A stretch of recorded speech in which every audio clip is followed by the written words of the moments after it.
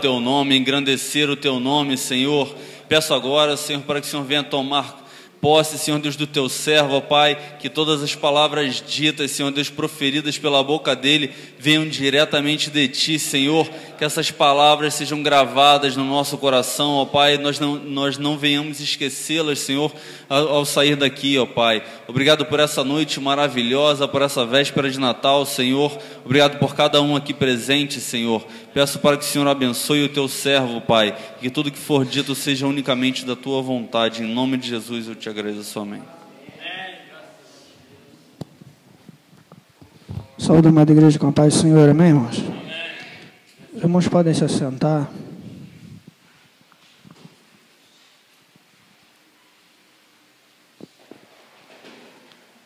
Abra sua Bíblia no livro de Isaías, capítulo 9. Eu vou estar lendo novamente o versículo 6.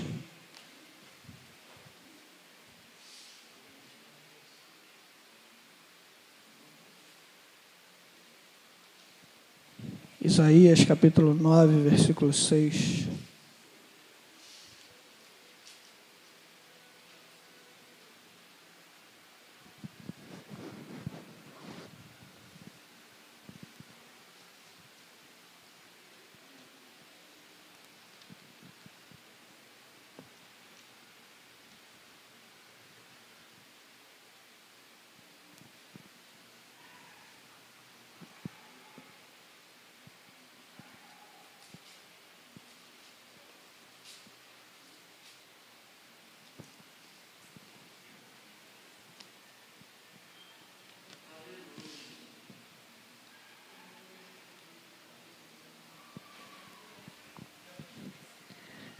Diz assim: porque um menino nos nasceu, um filho se nos deu, e o principado está sobre os seus ombros, e o seu nome será maravilhoso, conselheiro, Deus forte, Pai da eternidade e príncipe da paz. Esse capítulo ele começa falando a respeito de um povo que vivia em trevas, e esse povo somos nós. E o versículo 2 diz que esse povo viu uma grande luz, e essa luz com a qual nos encontramos é o Senhor Jesus Cristo. Esse de quem fala o versículo 6, um menino, um filho que foi dado por nós, foi dado para nós, e ele, segundo a palavra de Deus, é maravilhoso, conselheiro, Deus forte, Pai da eternidade e príncipe da paz. Por tudo isso nós temos paz, nós temos uma alegria, nós temos um conforto que nós não tínhamos antes. Mas se nós olharmos a história desse menino, a gente vai ver que é um tanto quanto confuso num primeiro momento, tanto que até hoje muitas pessoas não o reconhecem como Deus, não o reconhecem como Senhor. Muitos nos seus dias não o aceitaram como Salvador, como Messias. Gostaria que os irmãos abrissem a sua Bíblia no livro de Lucas, capítulo 2.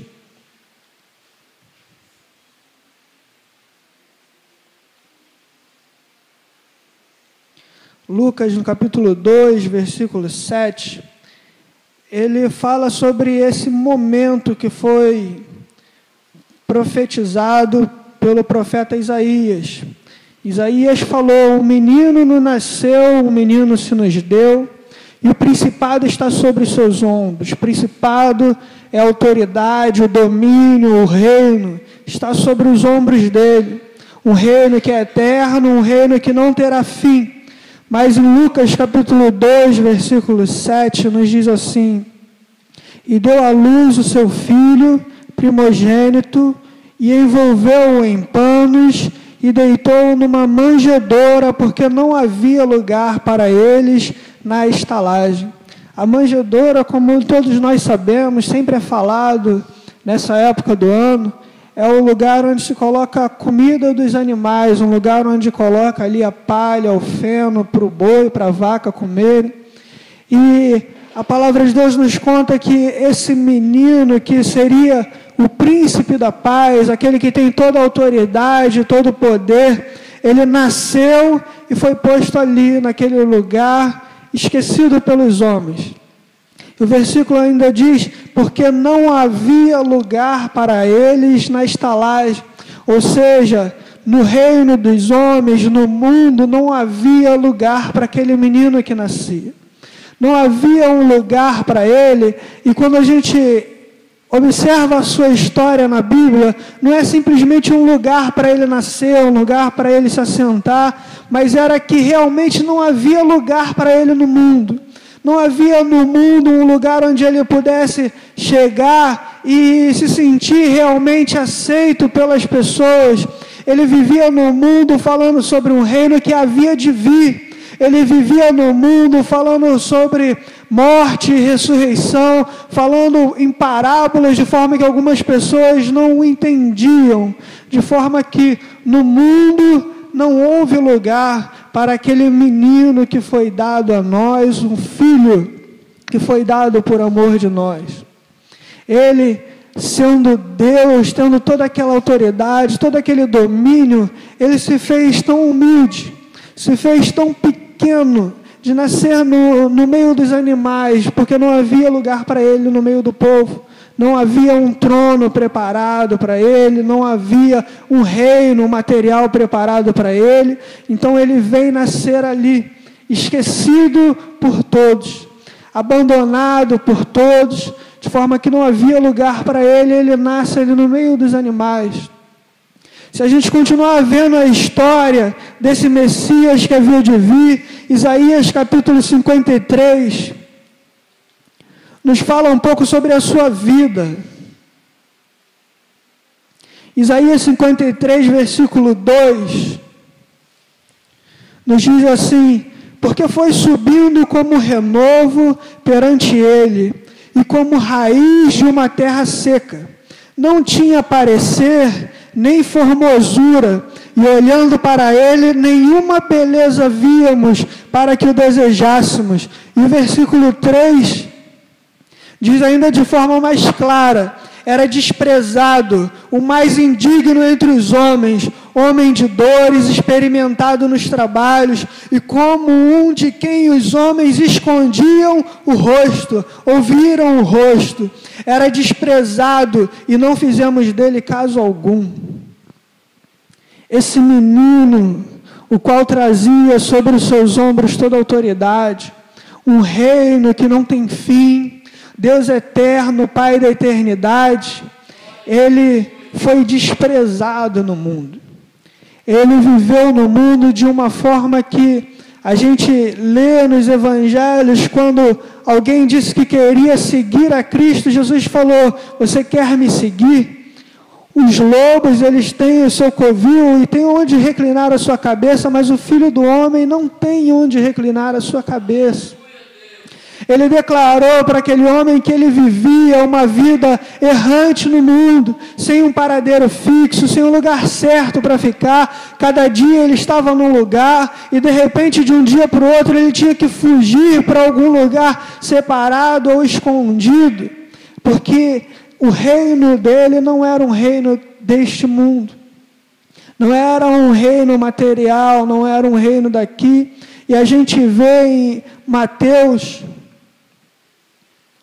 João, capítulo 1, versículo 46, quando um dos apóstolos chega para Filipe e fala, Filipe, nós encontramos o Messias, nós encontramos aquele do qual Isaías falou, o menino que foi dado por amor do mundo, o príncipe da paz nasceu. Em João capítulo 1, versículo 46, diz assim, Natanael responde, pode vir alguma coisa boa de Nazaré? Essa palavra que foi dita pelo que viria a ser discípulo de Cristo, apóstolo Natanael, é uma palavra que às vezes a gente não entende, porque a gente não viveu naquela época. Mas as pessoas que estudam a Bíblia, que pesquisam o texto, eles dizem que Nazaré era como um lugar pobre, humilde, escondido, como se alguém dissesse assim, por acaso, pode vir alguma coisa boa daquela favela ali, daquele lugar? Será que o Messias, o Rei, Deus forte, Pai da eternidade, será que ele poderia nascer ali nesse lugar, vir desse lugar? Será que pode vir alguma coisa boa dali? Esse era aquele de quem o profeta falava. Foi assim que ele viveu no mundo. Alguém de quem os homens viravam o rosto, alguém para quem as pessoas olhavam e não viam nele beleza alguma, nem nada que demonstrasse que ele fosse alguém importante. No capítulo 26 de Mateus, a gente vê como acaba a história desse menino. Livro de Mateus, capítulo 26, versículo 15, nos diz assim, Mateus capítulo 26, versículo 15, diz assim, e disse, que me quereis dar? E eu vos entregarei. E eles pesaram 30 moedas de prata. 30 moedas de prata. 30 pratinhas, como a gente diz hoje em dia, 30 moedas. Foi o preço pelo qual avaliaram aquele menino que nasceu na manjedoura, que foi desprezado pelos homens durante a sua vida. 30 moedas de prata era o preço de um escravo. Era o preço de alguém que não valia nada, na verdade. Esse foi o preço que deram para o nosso Jesus. Esse foi o preço que deram para aquela pessoa. E daí em diante, ele foi preso. No capítulo 27 de Mateus, versículo 28, a gente vai ver uma coisa muito interessante. Capítulo 27, versículo 28, diz assim, e despindo, o cobriram com uma capa escarlate, ou uma capa vermelha, e tecendo uma coroa de espinhos, puseram-lhe na cabeça, e em sua mão direita uma cana, e ajoelhando diante dele, o escarneciam, dizendo, salve, Rei dos Judeus. Colocaram sobre ele um pano vermelho, uma coroa de espinho na sua cabeça, uma cana na sua mão para ser como seu cetro, e escarneciam dele. Essa foi a vida de Cristo no mundo, sendo escarnecido. Esse foi o destino daquele que haveria de nascer para salvar a humanidade, nascer num lugar esquecido pelos homens, ser humilhado pelos homens durante a sua vida e na sua morte também ser escarnecido e humilhado, até que no versículo 50 desse mesmo capítulo, a gente vê que Jesus clamou em grande voz e entregou o Espírito, ou seja, Cristo morreu. Cristo morreu. Morreu numa cruz aquele que havia de vir para reinar. E muitas pessoas da época se perguntavam, onde está o reino desse Cristo? Onde estão os súditos desse Cristo que não vêm guerrear por ele? E a gente percebe, irmãos, que o mundo tem uma visão muito diferente da Bíblia em relação a vencer na vida. Vencer na vida, no mundo, é você conseguir um bom emprego, conseguir muito dinheiro, de repente ter a sua própria empresa, abrir o seu próprio comércio, ter uma vida materialmente próspera, financeiramente próspera. Isso é vencer no mundo, segundo a visão do mundo, vencer na vida. Mas nós vemos que Cristo, quando ele chama os seus discípulos, ele disse assim, no mundo tereis aflição, mas tem de bom ânimo, porque eu venci o mundo. E como Cristo venceu o mundo? Nascendo numa manjedoura, sendo humilhado pelos homens, sendo espancado até a morte, e no fim da sua vida, sendo crucificado como um bandido. Crucificado como se fosse um bandido, Como ele pode dizer que venceu o mundo? E nós aprendemos, irmãos, que os próprios discípulos não entendiam isso. A gente vê que depois que Cristo morreu, os discípulos fugiram. Os discípulos foram cada um para um lado e se esconderam. Quando perguntaram para Pedro, Pedro, você conhece aquele homem? Pedro dizia, não, eu não conheço aquele homem, nunca vi aquele homem.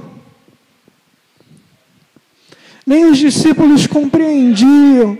A gente vê que quando Cristo ressuscita, no capítulo 1 de Atos, ele está andando com os discípulos, e os discípulos perguntam ainda, Senhor, é agora que o Senhor vai começar a reinar? É agora que o Senhor vai restaurar o reino de Israel? Os discípulos ainda esperavam que num determinado momento ele assumisse um trono material. Mas a Bíblia diz que Jesus responde, não convém a vocês saberem os tempos que Deus determinou. E Jesus continua falando com eles, e de repente Jesus começa a subir. Eles esperando que Cristo se tornasse um rei, agora que ele ressuscitou, que Cristo destruísse o reino romano, restaurasse o reino de Israel. De repente Jesus começa a subir para o céu e some da vista daqueles homens. E os anjos aparecem no céu e dizem, não fiquem olhando para o céu, que esse Jesus que subiu, um dia ele vai voltar.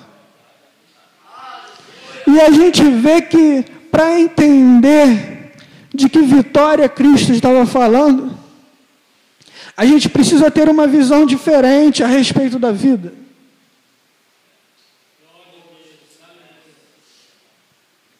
Para nós entendermos o que Cristo quis dizer quando ele disse, eu venci o mundo, nós precisamos olhar as coisas de uma forma diferente. Não como o mundo vê, porque como o mundo vê, Jesus Cristo simplesmente morreu como um bandido. Mas como diz a palavra de Deus, a história desse Messias é bem diferente. No mesmo capítulo 2 de Lucas, onde diz que ele nasceu numa manjedoura, o versículo 13, Lucas capítulo 2, versículo 13, nos diz assim, e no mesmo instante apareceu com um anjo uma multidão de exércitos celestiais, louvando a Deus e dizendo, glória a Deus nas alturas, paz na terra, boa vontade para com os homens. Um coral de anjos celestiais estava louvando pelo nascimento daquele menino que nasceu numa manjedoura, que nasceu num lugar humilde, esquecido pelos homens. Ele foi esquecido pelos homens, mas Deus não o esqueceu. Ele foi esquecido pelos homens, mas os anjos conheciam aquele menino que estava nascendo. Não havia lugar para ele no mundo, mas ele tinha um trono no céu. Ele tinha um trono na glória. Mateus capítulo 3, versículo 17, nos diz o seguinte, aquele mesmo menino que os homens olhavam para ele e viravam o rosto, que não tinha nada para que nós desejássemos, aquele mesmo homem do qual Natanael perguntou, será que pode vir alguma coisa boa de Nazaré? Daquele mesmo homem, Mateus capítulo 3, versículo 17, nos diz assim, e eis que uma voz dos céus dizia, este é o meu filho amado, em quem me comprazo. Aquele que foi rejeitado pelos homens, aquele pelo qual ninguém dava nada, aquele era o Filho de Deus que vivia na terra. Aquele era o Filho de Deus que foi entregue por Deus para pagar pelos nossos pecados. Aquele era o Rei eterno, o Rei de toda a glória, aquele do qual o apóstolo Paulo diz que por ele e para ele são todas as coisas, o Filho do Deus vivo. E o próprio Deus dá testemunho dele e diz: este é o meu Filho amado. Isaías capítulo 53, versículo 4, nos fala a respeito do preço que ele pagou. Nós vimos que quando os homens pagaram por ele, os homens pagaram 30 moedas de prata, o preço por um escravo. Mas o preço que ele pagou, qual diz aqui em Isaías capítulo 53, versículo 4, nos diz assim: verdadeiramente ele tomou sobre si as nossas enfermidades e as nossas dores levou sobre si, e nós o reputamos por aflito, ferido de Deus e oprimido, mas ele foi ferido pelas nossas transgressões e moído pelas nossas iniquidades. O castigo que nos traz a paz estava sobre ele, e pelas suas pisaduras, ou pelas suas chagas, pelas suas feridas, fomos sarados. O preço que ele pagou é um preço que ninguém nunca poderia pagar. O preço que ele pagou era um preço que nem eu, nem você nunca poderíamos pagar. Ainda que o mundo, olhando para ele, desse por ele 30 moedas, ele pagou o preço pelas nossas vidas, ele pagou pela nossa vida eterna, ele pagou pela nossa salvação, ele pagou pela nossa restauração, ele pagou para que estivéssemos eternamente junto com ele. O preço que ele pagou foi um preço muito alto. E em Mateus capítulo 28, versículo 18, nos fala a respeito de outra coroação. Nós vimos que os homens rasgaram a sua roupa, colocaram um pano vermelho nas suas costas, uma coroa de espinhos na sua cabeça e escarneciam dele. Mas em Mateus capítulo 28, versículo 18, a Bíblia nos diz assim: e chegando-se Jesus falou-lhes dizendo: é-me dado todo o poder nos céus e na terra. Todo o poder foi dado a ele no céu e na terra. Um reino que não lhe deram nesse mundo. Aquela coroa de espinho que lhe colocaram na sua cabeça não podia ofuscar a glória que aguardava por ele. Ele subiu ao céu e hoje está à direita de Deus. Quando Estevão estava sendo apedrejado, a palavra de Deus nos diz que ele viu o céu aberto, o Senhor assentado em seu trono, e a sua destra, o Cordeiro de Deus. Aquele menino que nasceu na manjedoura foi negado pelos homens, ele foi recebido nos céus, foi coroado nos céus, recebeu uma coroa que não acaba, um reino que não se acaba, uma coroa que não passa, um reino eterno. E no versículo 28, no mesmo versículo 28, versículo 7, capítulo 28, versículo 7, nos diz que ele ressuscitou. Os anjos disseram às mulheres que vieram procurar Jesus na sua sepultura, disseram: e depois imediatamente dizei aos seus discípulos que já ressuscitou dos mortos. E eis que ele vai adiante de vós para a Galiléia, ali o vereis. A maior vitória que Cristo conquistou foi a vitória sobre a morte. Cristo, depois de ter sido morto, depois de passar 3 dias morto, ele ressuscitou. E essa é uma vitória que não tem preço, uma vitória que o mundo não entende, uma vitória que não pode ser comprada por nada no mundo. Nesse mesmo versículo é muito importante nós percebermos que ele diz assim: e eis que ele vai adiante de vós para a Galiléia, e ali o vereis. Cristo não ressuscitou simplesmente para ser o único. Cristo não ressuscitou para viver sozinho, mas ele ressuscitou como o primeiro. No mesmo capítulo 28, versículo 7, diz que ele vai adiante de vós para a Galiléia, e ali o vereis. O Senhor Jesus Cristo, ele conquistou essa vitória, não para ele, porque ele não precisava.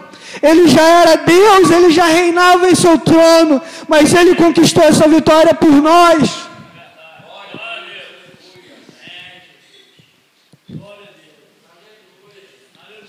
Ele conquistou essa vitória para o seu povo.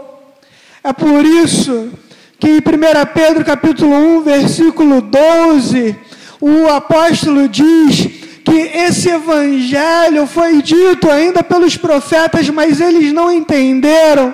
Mas esse evangelho é uma coisa para a qual até os anjos desejam atentar. Os mesmos anjos que louvaram ao Senhor, os mesmos anjos que cantaram naquele coral no dia em que o menino Jesus nasceu, são os anjos que também andam ao nosso redor e querem entender essa vitória que o Senhor Jesus Cristo ganhou para nós na cruz. Nem os anjos entendem ou vivem essa vida que nós vivemos, essa vitória que nós vivemos, porque eles não conseguem entender como é ser feito irmão do Cristo.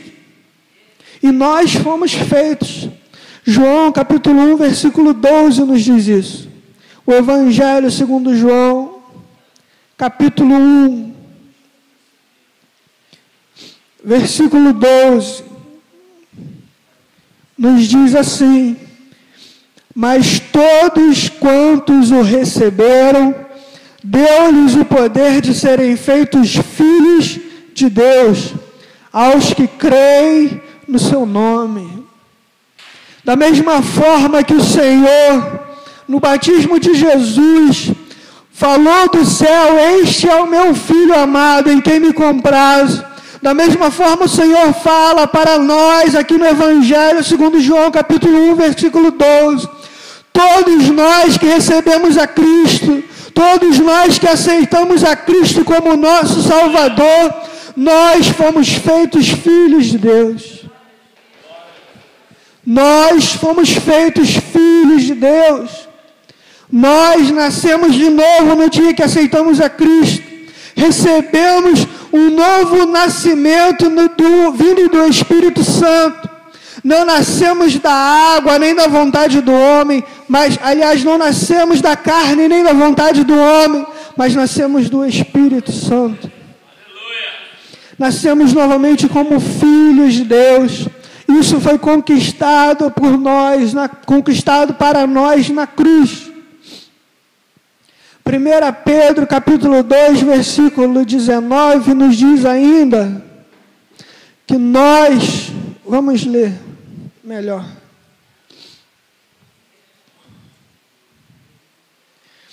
Primeira Pedro capítulo 2, versículo 19.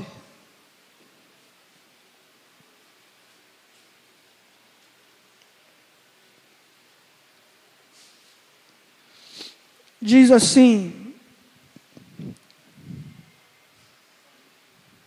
perdão, 1 Pedro capítulo 2, versículo 9. 1 Pedro 2, 9 diz assim: mas vós sois a geração eleita, o sacerdócio real, a nação santa, povo adquirido, para que anuncieis as virtudes daquele que vos chamou das trevas para a sua maravilhosa luz. Nós falamos, irmãos, que quando pagaram para crucificar a Cristo, avaliaram Cristo em 30 moedas de prata, preço de um escravo. Mas nós vimos, irmãos, que aquele Cristo, ele pagou por nós um preço que não há nada no mundo que pague. E por isso, irmãos, ainda que o mundo continue nos desprezando como desprezaram a Cristo, ainda que o mundo não pague nada por nós, como não pagaram nada por Cristo, o Senhor, Ele tem em nós um povo santo, seu, especial, uma geração eleita, um sacerdócio santo, um povo que foi adquirido para Deus. Você tem um valor inestimável para o Senhor.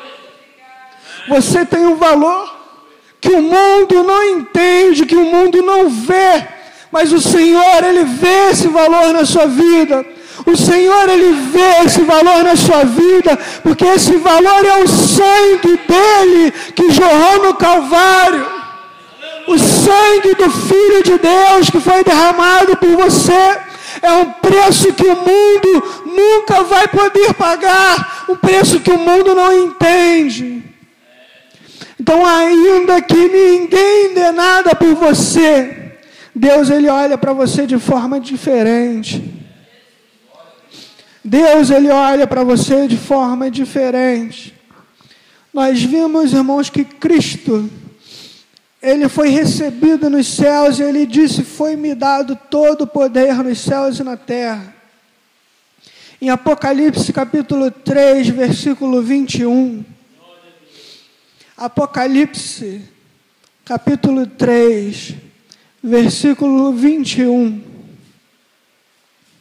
Nos diz assim: ao que vencer, lhe concederei que se assente comigo no meu trono, assim como eu venci e me assentei com meu Pai no seu trono.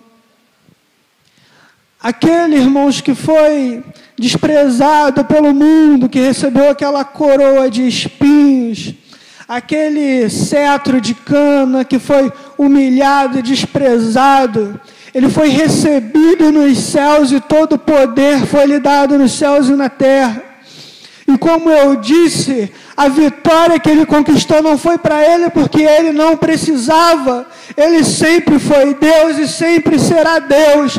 Mas a vitória que Ele conquistou foi para que um dia se cumprisse em nossas vidas essa promessa que Ele fez de nos assentarmos com Ele no seu trono, reinarmos com Ele eternamente, sermos eternamente reis e sacerdotes, vivendo com Ele eternamente. Então, ainda que a sua vida pareça uma vida de alguém que não vence nada, ainda que na sua vida você pareça um derrotado, ainda que o mundo olhe para você e não veja nada, a mesma coisa eles deram pelo nosso Messias. A mesma coisa eles disseram do nosso Rei, do nosso Redentor, do nosso Deus.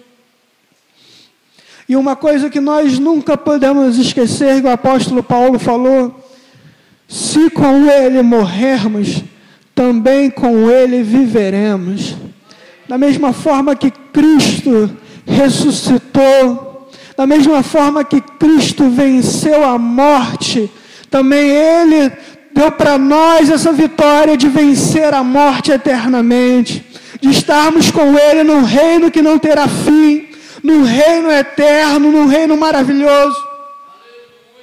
E a palavra de Deus nos diz: essa é a vitória que vence o mundo, a vossa fé. Então, ainda que muitas vezes, assim como Cristo foi humilhado pelos homens, você venha a ser humilhado pelos homens.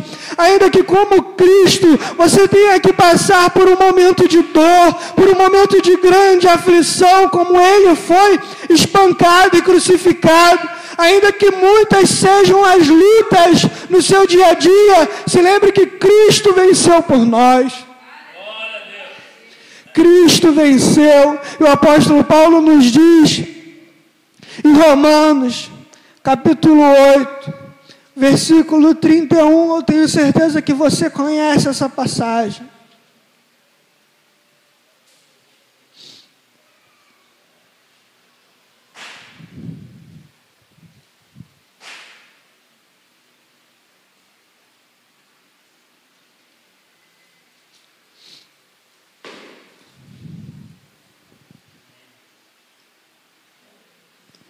Que diremos, pois, a estas coisas? Se Deus é por